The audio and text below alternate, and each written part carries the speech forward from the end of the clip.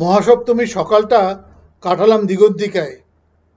আমরা ডিএ ব্লকে আসার আগে প্রায় বছর 15 ছিলাম দিগন্তিকায়।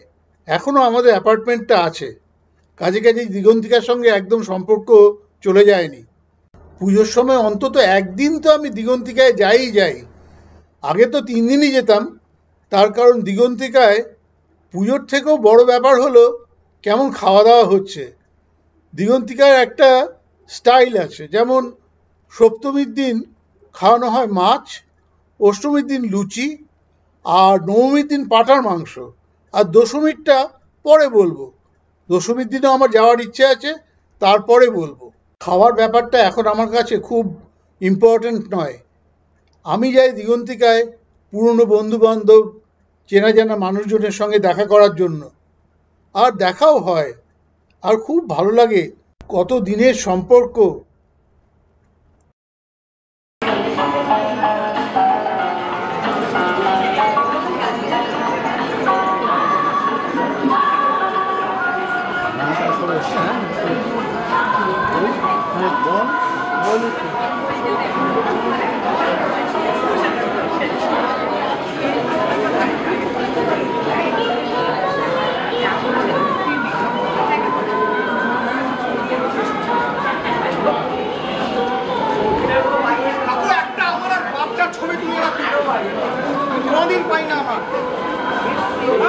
এই এখন যাদের দেখছেন, আমরা যখন দিগন্তিকায় প্রথম গেছিলাম, এরা সব ছোট্ট ছোট্ট ছেলে মেয়ে ছিল।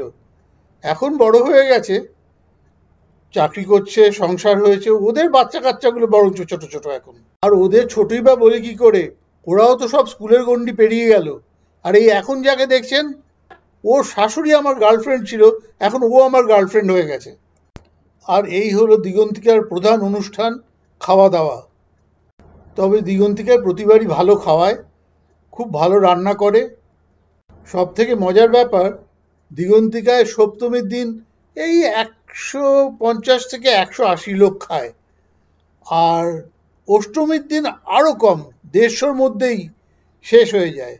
আর নবমীর দিন অবাক হয়ে যাবেন, 300 ছাড়িয়ে যায়। লোকে নাকি মাংস খায় না। আমি অবশ্য মাংস খাওয়া ছেড়ে দিয়েছি।